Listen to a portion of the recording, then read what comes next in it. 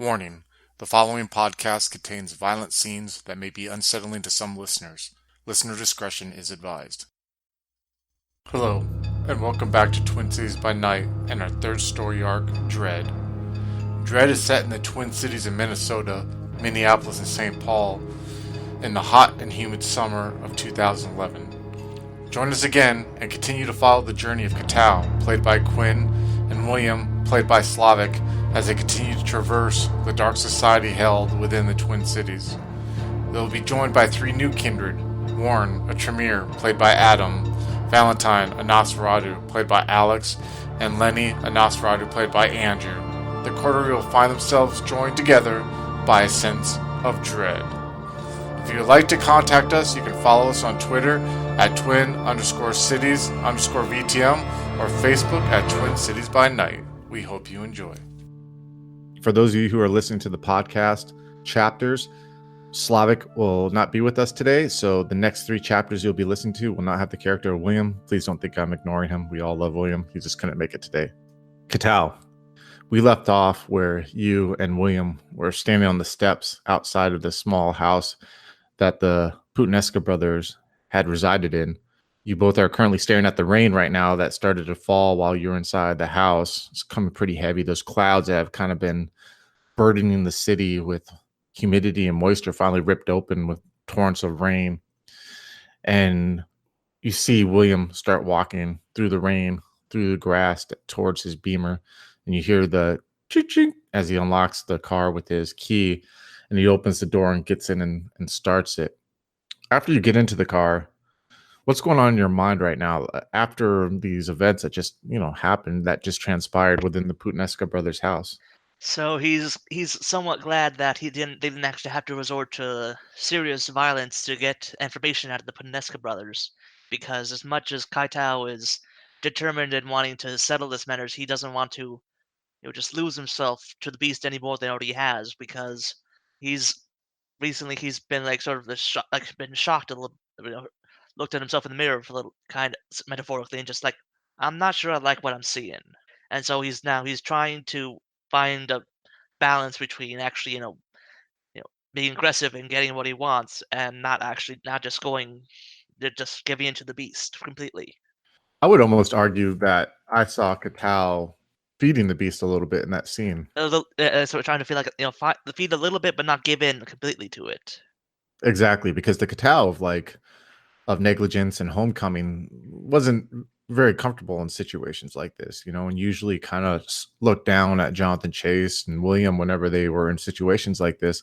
But now you're a pretty large factor in not only getting two people to kind of spill the beans, but getting two people who are in a way supernaturally loyal to a cause to spill the beans, to the point where they pretty much put their life at risk right now, and thus they're pleased to you for them not to have to tell you. So after you found out all this information, like, what's going on in your head with that? Like, how are you processing that information? We know now that, obviously you're having issues with the beast, but yeah, like, what's this information doing in your head? So now he's thinking that now that he knows that there's something with like the Little and his gang from.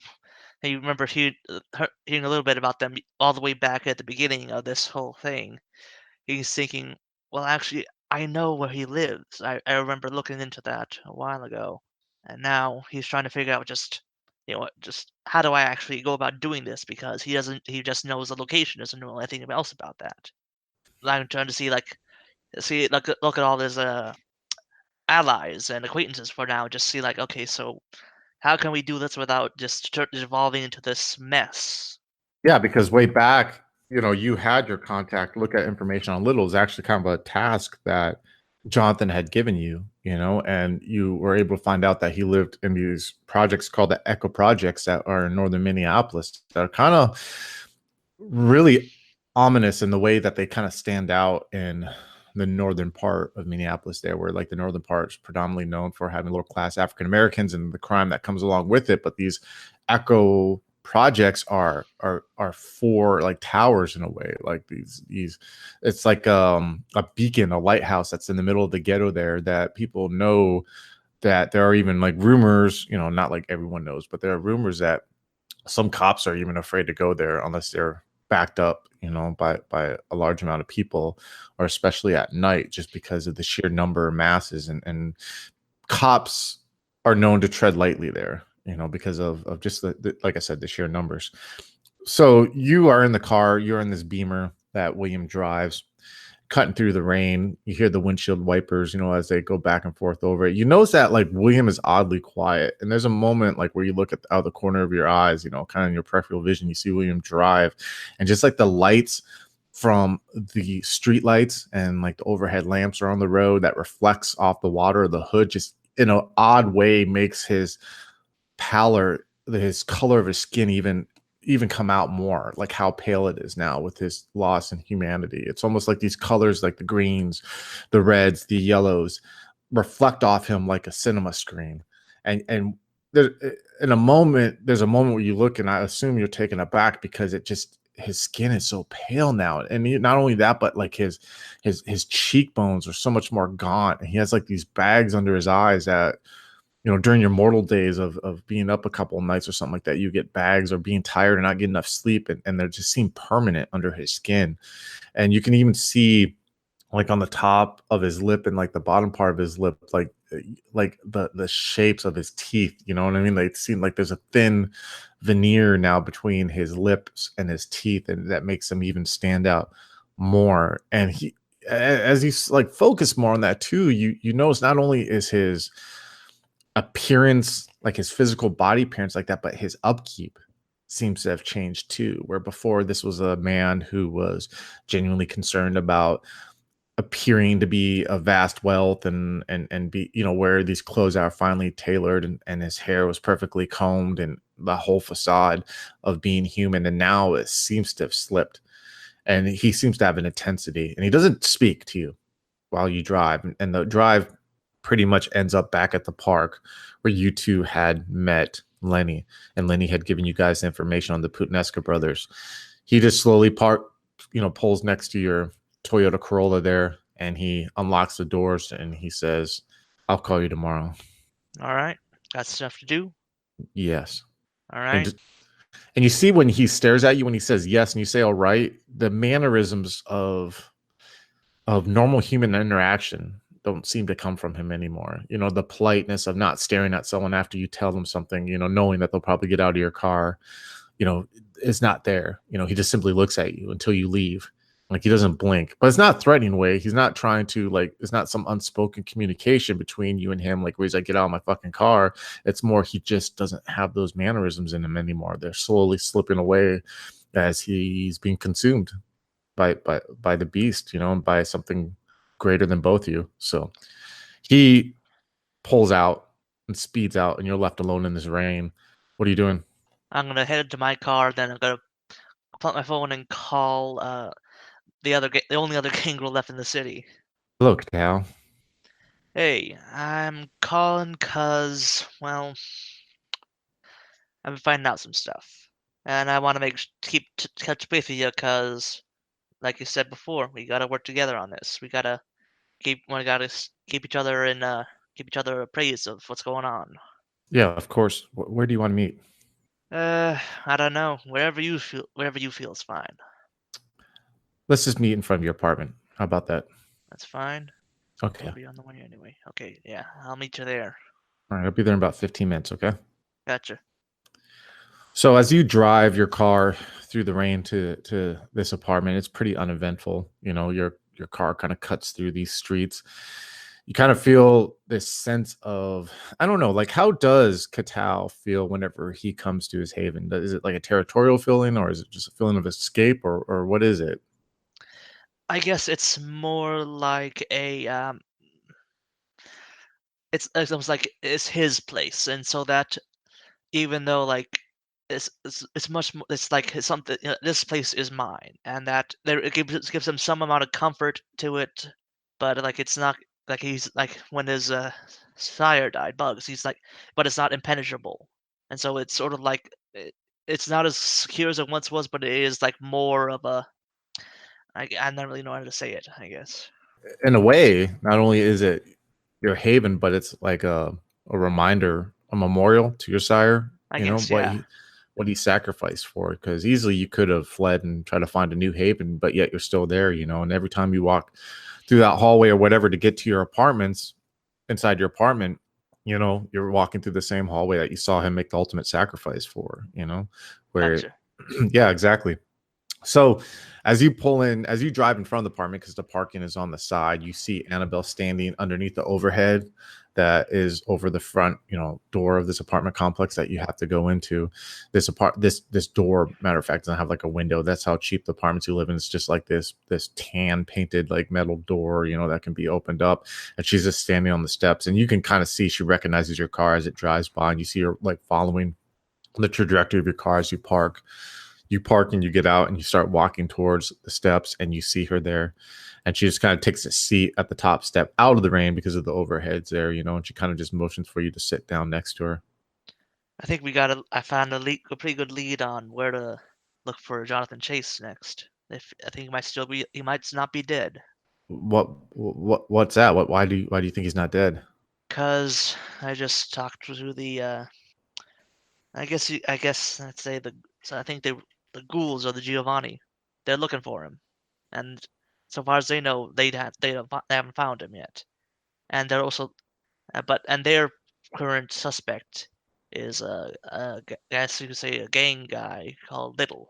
The name's not familiar to me. I don't know too much about him. Do you know anything about him? Just that he's working out. He's working something. He's got like his gangland thing, up north, and I think I remember a friend of one of my William. He told me that he talked to some old lady that she saw a group of African American guys go breaking into Chase's apartment before he went missing. Wow. Do you have any idea why that would? Wow. I have no idea. Honestly, I was hoping if anything you would have a better idea because, like I said before, now I just thought this dude was just a human, didn't know anything about us. But now he's been looking into Chase. He's been chasing after the Thin Bloods I told you about. Wow. So he might. I don't even want to think of those possibilities. All I can tell you is I know though that the Venture and the Toreador are circling their wagons right now. They're not. I don't know how to put it. They're not even trying to pretend that we are one big happy community at the moment, which I guess is understandable. We don't have wagons to circle, I guess, so we don't have the privilege or the opportunity to act that way. But they are definitely not being as social as they were a few days ago. Mm, I mean, it's understandable. So it's understandable. All I know though is that Lawrence Miller has been giving me the cold shoulder lately.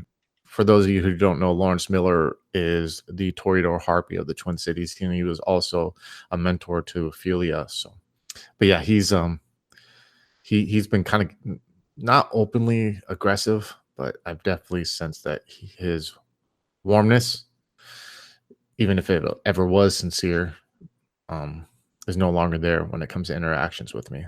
mm. I find that to be welcome, though, to be honest with you, Katal, because I'm tired of these fuckers trying to pretend like they all want to be our friends right now. So, And I think just because of exactly that, I think we might something to help us when we do look into Little. what's that? Well, recently this guy named Lenny from the Nosferatu and this guy named Warren from the Tremere, they both basically have been said, hey, trying to get in my good graces, trying to do favors for us. I think, and both said, and I know Lenny, he could definitely get into some places unseen, and Warren says he's very good at finding things. So I'm thinking maybe we could find something to play those off against like competition almost. Use them to do look into this for us without actually getting either me or anyone else in danger. One thing that I can respect Lenny for was the fact that he didn't try to sugarcoat what he wanted from us. You know, he said he wanted to help. He said he had information. He was very open. Do I trust him as far as I can throw him? No, not at all. But I'll tell you what, he's better than that bitch Jenna and her fucking games that she plays. You know, the Tremere, I don't trust that cunt. She looks like a stupid party girl who not but 10 years ago was probably doing lap dances to get drugs from people. And now for some reason she's the face of the Tremere. And I'd just be careful with them. She doesn't sit right with me. and you can see she gets a little heated when she starts talking about her. She's like, I just don't get why so many people are fucking fooled when someone will walk in a room all dolled up like that still matters. You know what I mean, Kaetao? Like some of these people, she walks in a room and they want to all get into good graces, like they're stuck in their old ways and that they don't understand that she's just playing the game with them and they don't see the predator. I don't get it, Kaetao. Just be careful with her. Maybe it's because people don't want to see the predator all that often. It's makes them think too much of the bad stuff. That's true. Aaron, who I wish was still fucking here, and I don't fault him for leaving, but he used to give me advice a long time ago before. And you see she looks at the rain for a second. You can kind of see she's like trying hard not to tear up. He was a part of my life before I was brought over, and he used to tell me that there's a side of all of us, even before we become part of this, who the competitive side of us, the side of us that wants to gain more, the side of us that wants to see our families survive, who wants to see survive in life. That's almost like the beast. And he told me that our family, one reason why we're here, and one reason why people should respect us is the fact that, unlike a lot of clans, we don't ignore the beast and we learn to dance with it. And sometimes it may take that lead of that dance, but in the end, we remind it it's a partner with us and it doesn't control us. And I think that's why maybe I see through her facade. But I'm going to be honest with you, Kaetao, right now. I really didn't know you before all this, and I really didn't give a shit about you. And I don't want to sound mean, and I'm not trying to. But right now, I feel that we are stronger now with two than we were with four. Because I think right now we don't have time to be selfish and bullshit and to pretend we live some, she motions towards like the apartment, some real life. We're surviving right now, Kaetao, and we got to make sure that we protect each other. And I'll continue to do that in what little way I can. It sounds like you got a lot of that under control yourself. Is there anything you need from me during all this? Yeah, yeah. Like I said, I think that from what I don't know, I don't have any. I know for sure, but I think Roman Dunstern. Have you heard of him? Yeah, he's an associate of Rita Giovanni's. Yeah, I think he might have had something to do with Ophelia disappearing. I don't have any proof of that though. I just have a message from Ophelia the night before she died. That's it. Any reason why? Like what? We had some.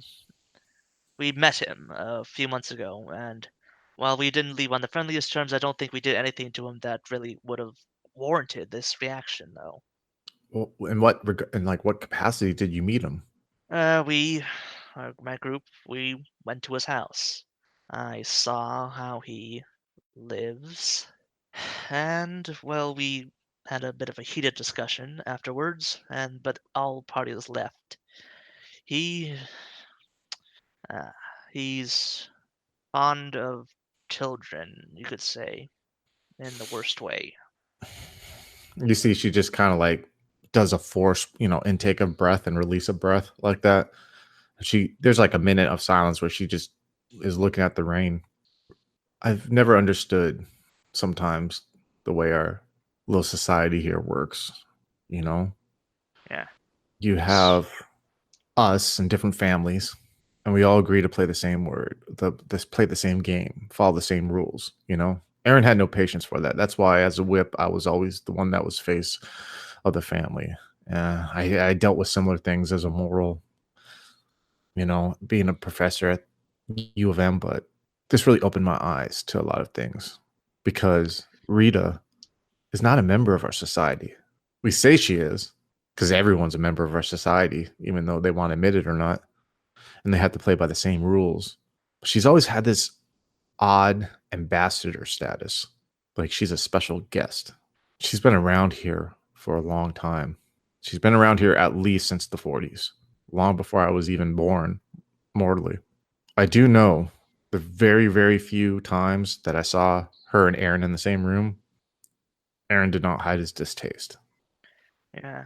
And I'm thinking that I I know a Bruja guy.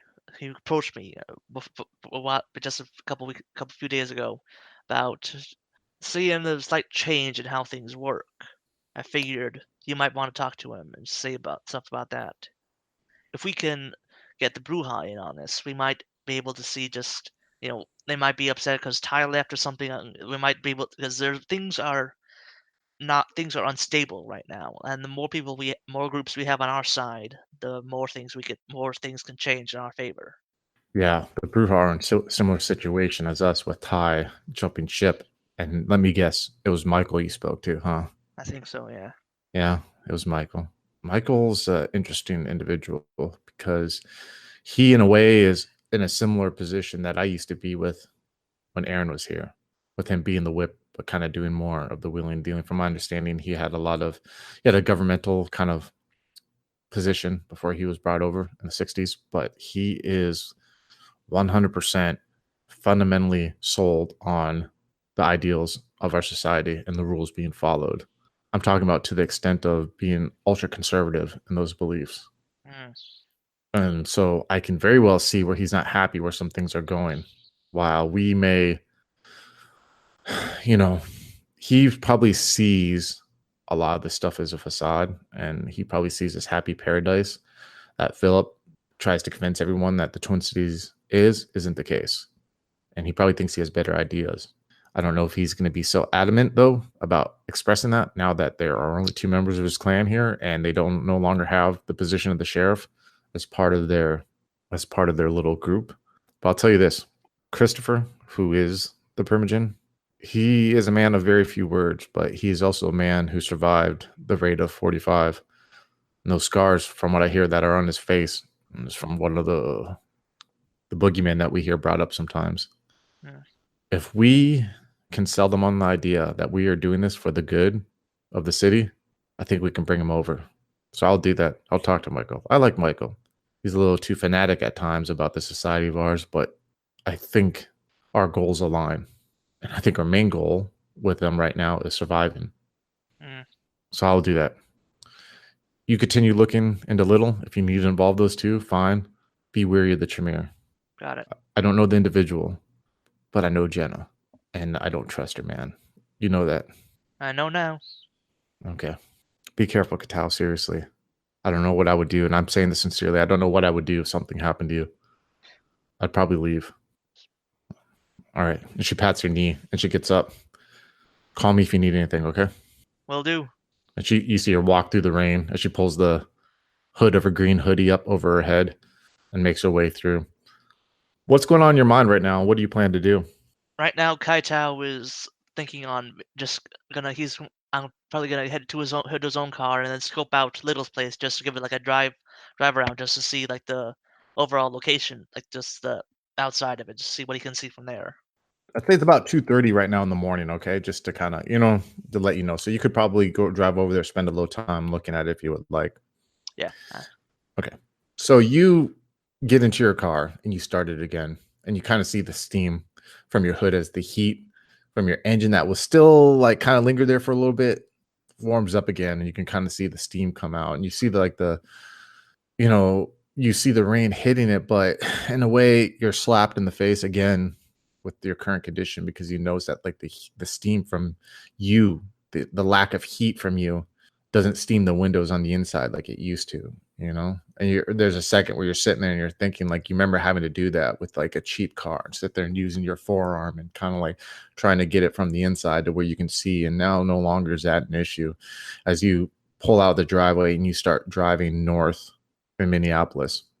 You jump on a freeway, and soon as your car gets off the exit onto the freeway, you find yourself in a swarm of humanity again as your car is traversing, you're switching lanes and you're passing. You can hear the water from the rain hit the inside of your wheel well as it makes that sound. Your stereo barely works. And then even when you do get a station in, it's not loud enough to cover the sound of like puddles and other cars causing water to rise up, as they switch lanes.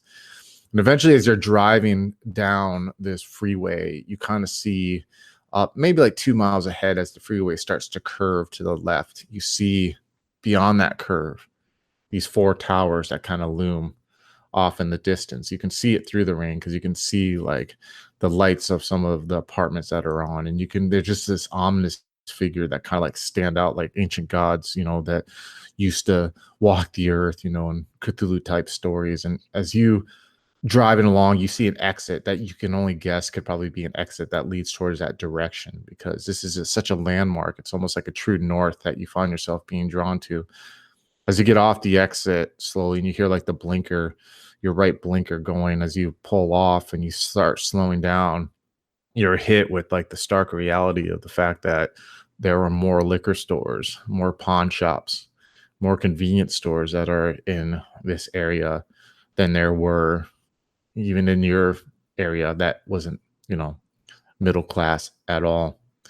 As you start rolling down these streets, you realize that the rain is providing you ample coverage and opportunity to be able to drive in a neighborhood like this and be slow and be the hunter that you are without being noticed. Because most of the people who would be out on these hot summer nights, drinking or walking about or doing God knows what, are not. They're seeking shelter from the rain right now.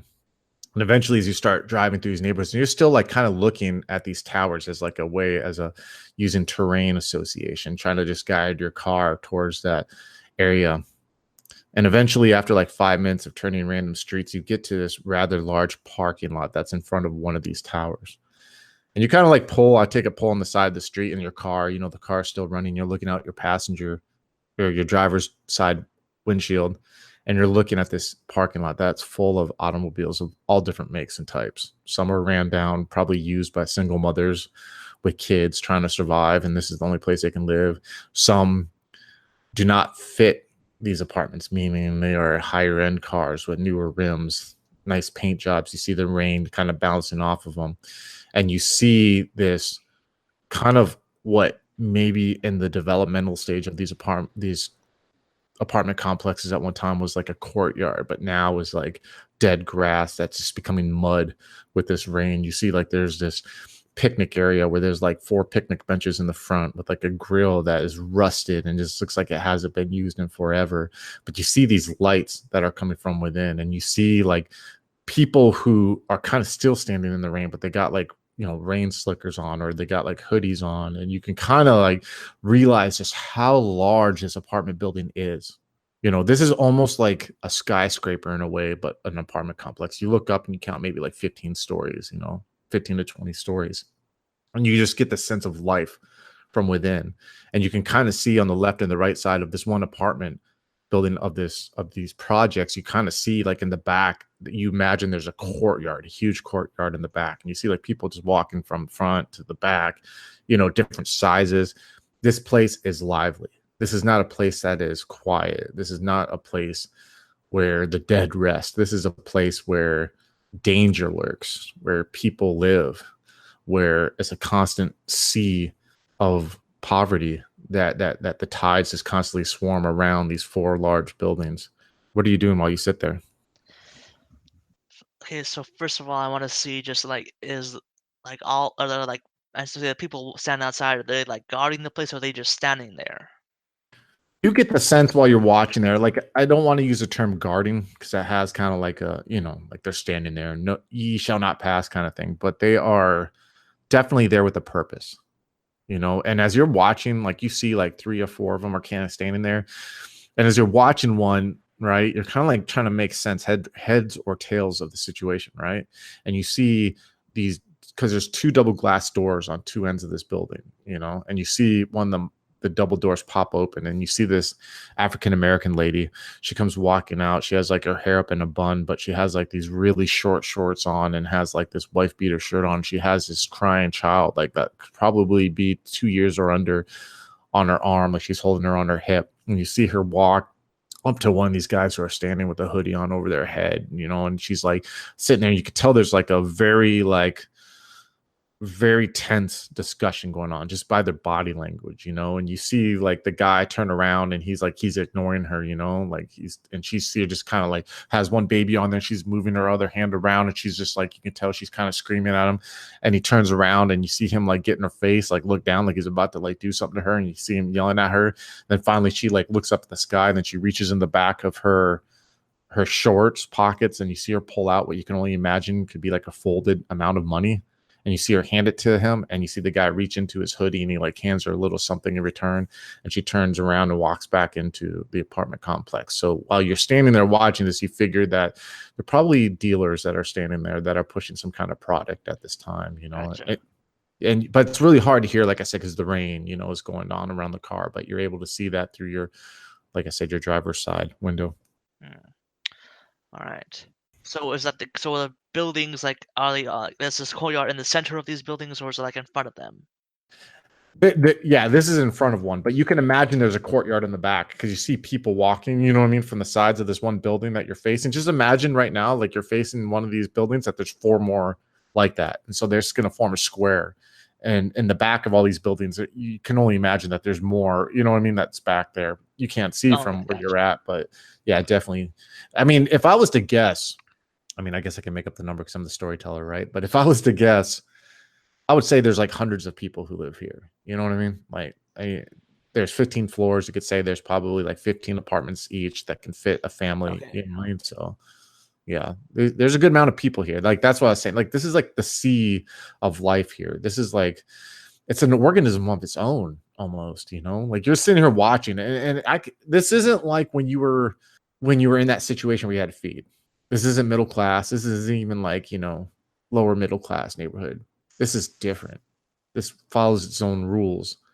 This is something that's really alien to you at this time too, because while you were definitely riding the poverty line, you weren't part of the African American culture, in the Twin Cities at all. So like you're sitting there watching out this window, and this is something that it's a new puzzle. It's a new thing for you to figure out at this moment.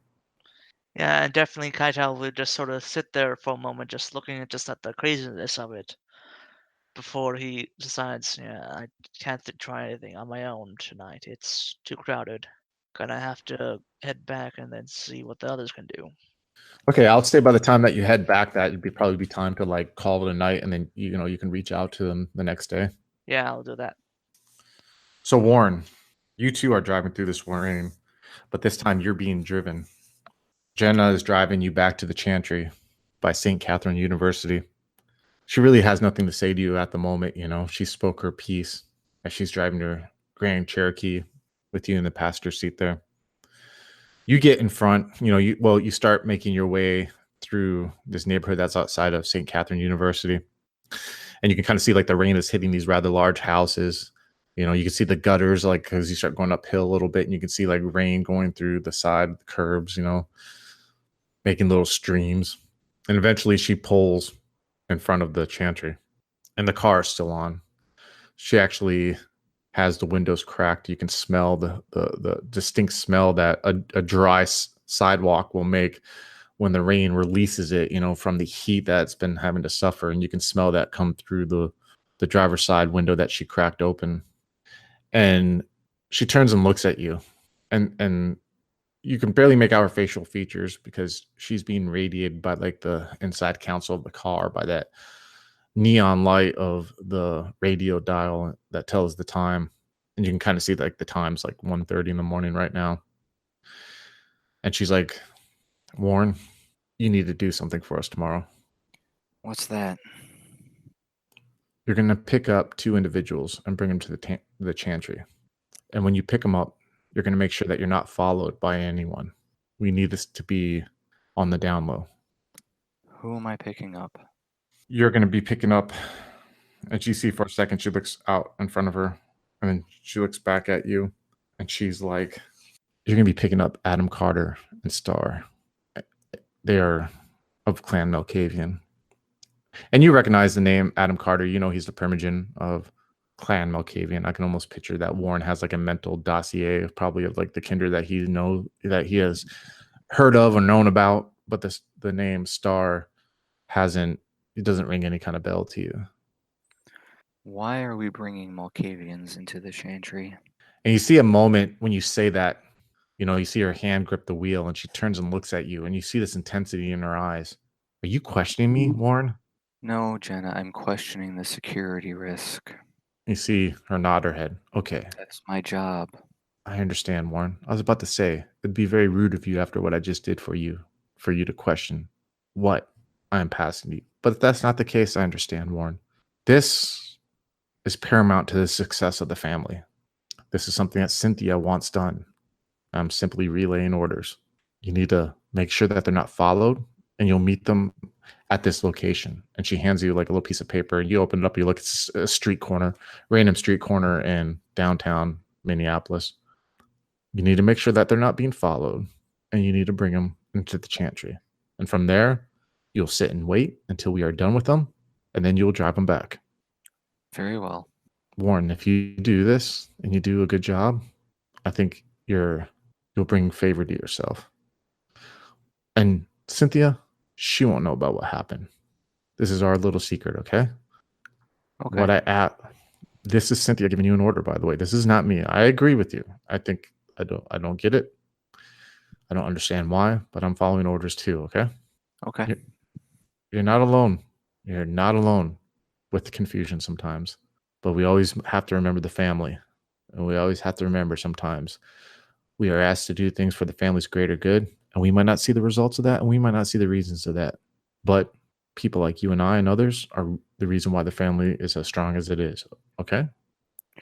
I am aware of my responsibilities to the family.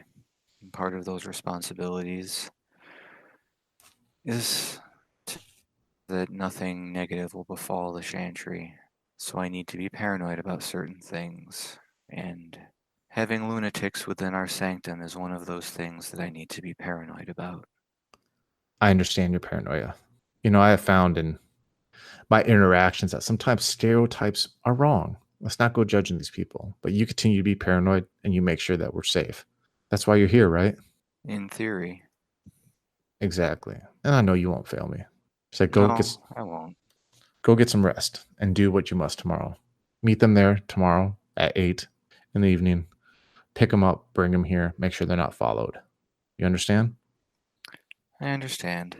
You have a good evening, Warren. I hope you got that out of your system, okay? Let's not have something like this happen again. I'll try to avoid it in the future, or at least direct my emotions in a more productive fashion. Yeah, like what I asked you to do for me. Of course. Understood. Thank you for helping me, Jenna. No worries. And just remember this. That Duncern guy is a huge piece of shit. What he's done to a bunch of people, and you don't need to know about it right now, will come back to him by your actions, okay?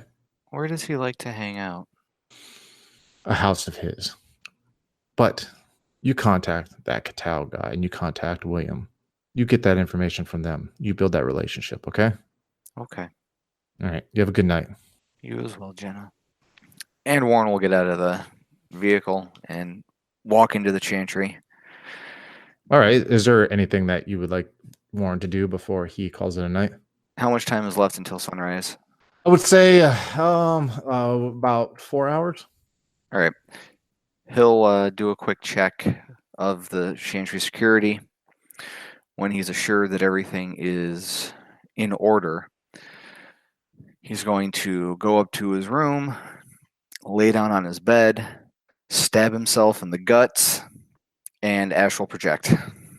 All right. So let's go ahead and look up astral projection real quick before we get into the whole, stabbing in the guts thing. And so let's see. Journeying into astral form requires the player to expend a point of willpower and make a perception and occult roll. Difficulty varies depending on the complexity of the intended trip. 7 is average and 10 reflecting the trip far from familiar territory.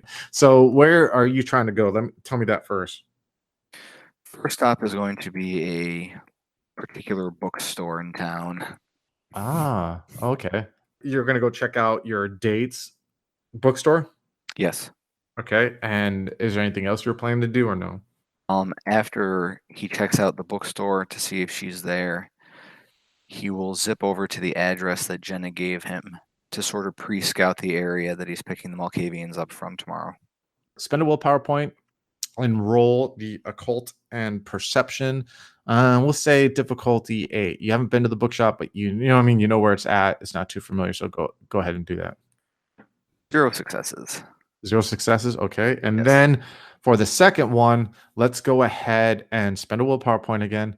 And this time, it's a familiar place. It's just 2 cross streets, so we'll do difficulty 6.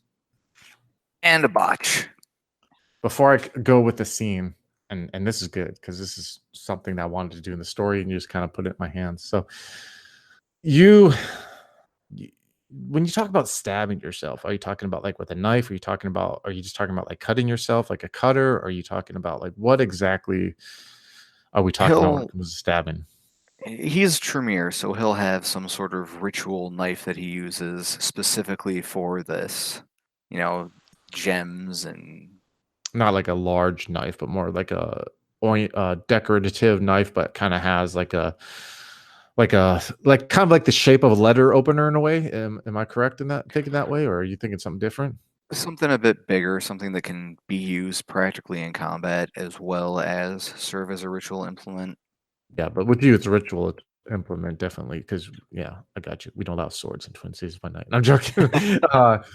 So you go and lay down in your bed, and it's quiet in your room. You can hear after you've done, this is after you've done your checks, but you can hear through the walls of your room this grandfather clock. It's silently counting off seconds. Tick, tock, tick, tock, tick, tock. And you're laying in this bed, and you have this like little knife sword type thing. It comes from a time before you're probably on this earth. You don't know. At one point, Cynthia gave it to you because there was a time when she had to torture you to get you to tap into your potential. But then there came a moment where she gave it to you, 30, 40, 50 years ago and told you that now it's expected for you to do it upon yourself. You probably didn't ask the story behind what she gave you. You probably don't even know if she knows the story behind what she gave you. It's one of those symbols of this family you're part of. You keep hearing this talk about this family of Tremere, of this clan, something that in your very essence of your spirit and your soul and your determination and drive, you feel a servant to.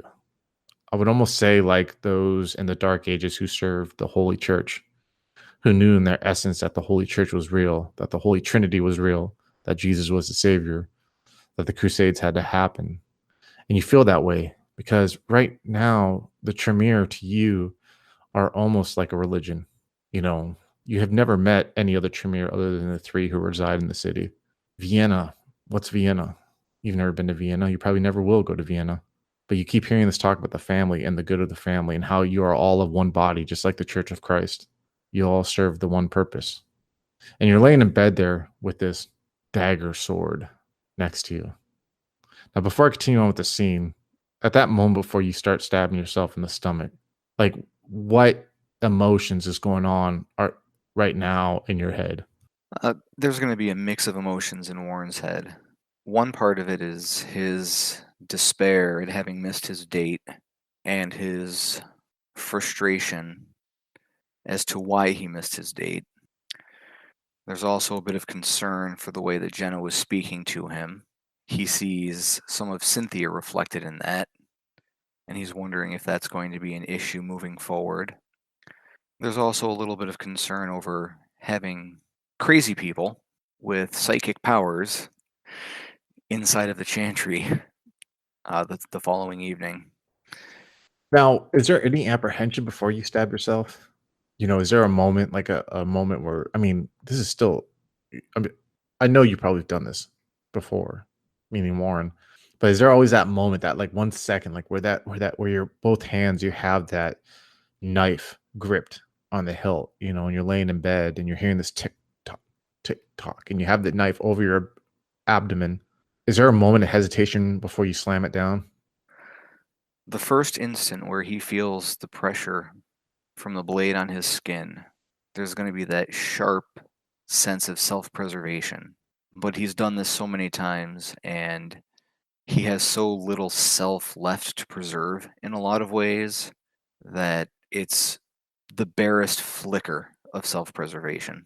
At that very moment, you slam the knife into your abdominal area, and against your own will, you scream out a little bit, because no matter how alien you may be to the man that you were 60 years ago, or how alien you may be to a man period right now, you still are grasped to that humanity, and that still brings out pain, and those nerves that are dead normally still communicate to your brain.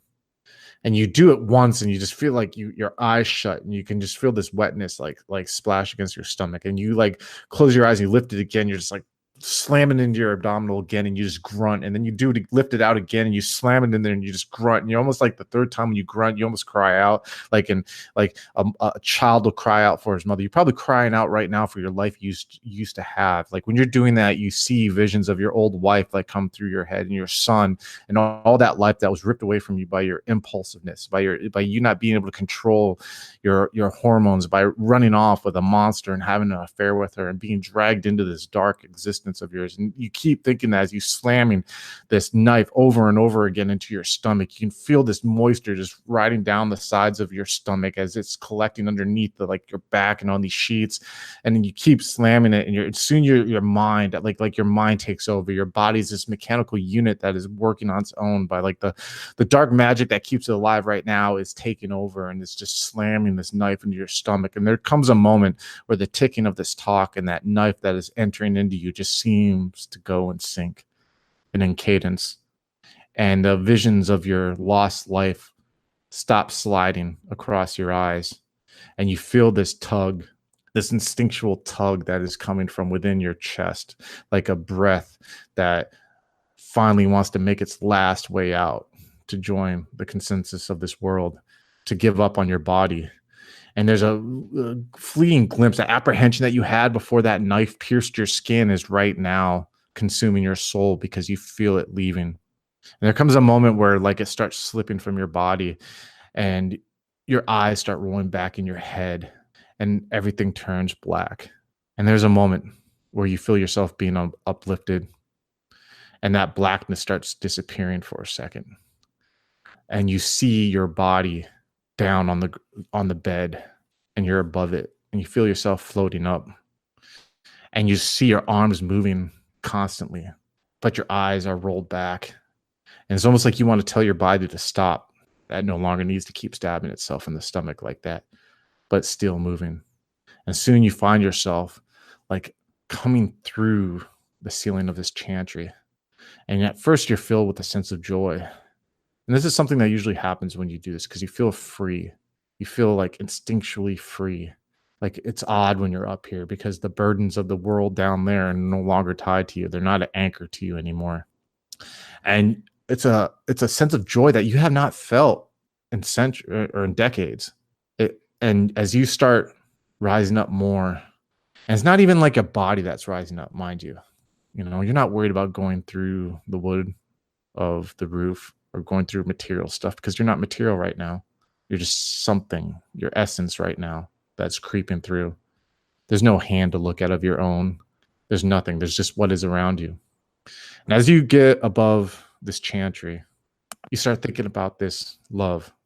Not love, but you know, this lady who you were talking to, Melissa, and how like she seemed to see the old you, the real you, the small part of the old you that's still in your soul, and you want to see her because that was a warmness. You know, you that fleeing image, thought, potential that you saw in her head of you two having coffee in the morning, sitting in bed, comes across. And there's a moment where you find yourself floating and you think that you're going towards her. And then you realize you don't know where she's at. You don't know where this woman is. And there's a second where you feel drawn back into your body again. Like that sadness, that human emotion wants to pull you back in, but you fight it. And you replace that sense of loss with a sense of determination and duty.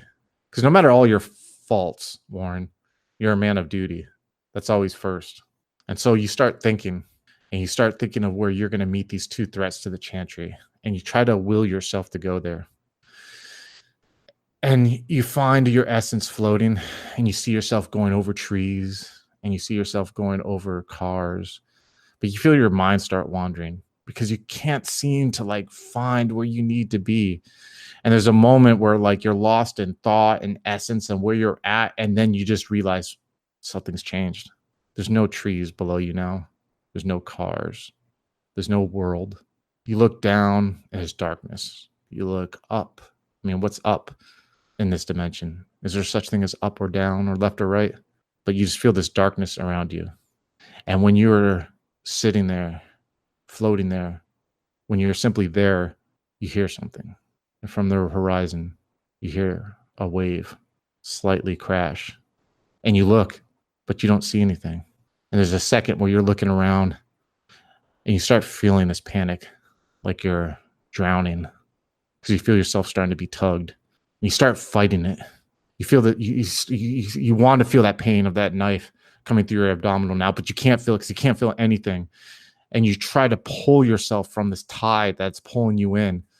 And you feel yourself being consumed by this tide. And you hear louder and louder, this wave is coming through. And there's this one moment when you know that you just can't fight anymore. And you know you're going to be consumed by this wave. And you, at your core, is going to be gone. And at that very moment where you give up, where you almost give up, the sense of Melissa rings through who you are. And you find yourself fighting it even more. And you find yourself starting to slip from this tide that is pulling you in. And at the very last moment where you feel like it's slipping off of you and you feel yourself escape and you feel your essence start rushing through this darkness and you don't know where it's going, but you know it's going towards safety, you look and you see a figure, an onyx figure, a shape of a woman. You can see red seems to come from behind her like a blood red sun. And you see the silhouette of her that is dark. And you see the shape of her breasts and of her hips and of the hair flowing behind her. And you see her arms slowly start extending to her sides. And you see for a second what you imagine to be her mouth opening, which inside of it is red. And you start hearing the buzzing of insects. And then you snap into your body. And the knife drops from your hands. And you are laying there in your bed. Hello, folks. Have you ever wished you could have an easy way to find gameplay videos and podcasts, or just media in general that deals with your favorite White Wolf role-playing games?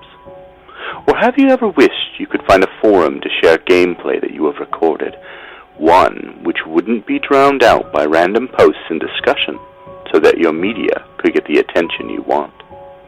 Well, we have the answer for you in a Facebook group we run called White Wolf RPGs Gameplay and Media.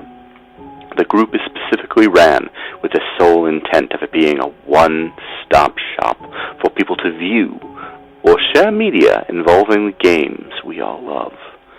We take thorough steps to ensure the page does not become cluttered and is easy to traverse. We are currently over 1,000 members strong, and we are continuing to rapidly grow with new media being shared every day. Stop on by. We hope to see you there. High Level Games, the industry's first choice in taking your games to the next level. We are a podcast blog and new media network at highlevelgames.ca.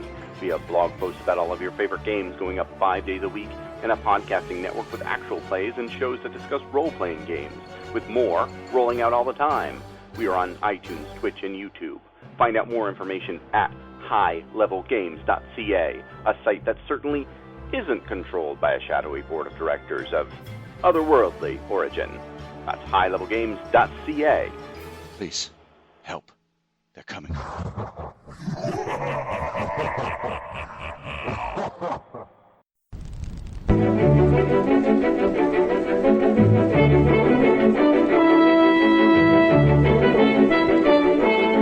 The Los Angeles metropolitan area is constantly growing and changing.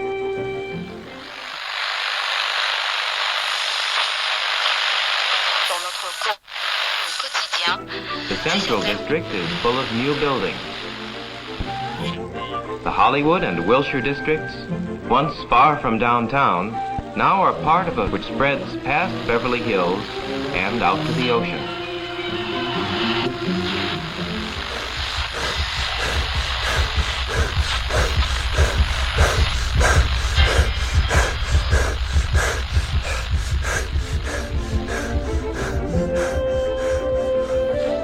But why is all this going on in Los Angeles?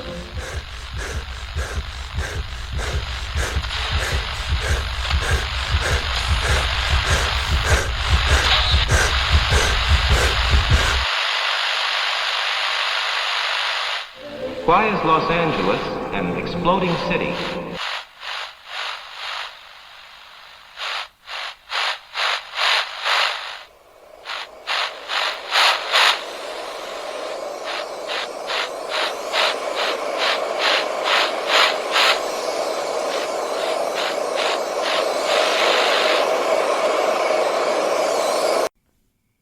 Neon Masquerade. The Demon's Mirror. 13 Candles. 3 chronicles running through the undead veins of the City of Angels. The Esoteric Order of Roleplayers Actual Play podcast invites you to drink deeply. Go to eorpodcast.com and search the duets tag to find out more.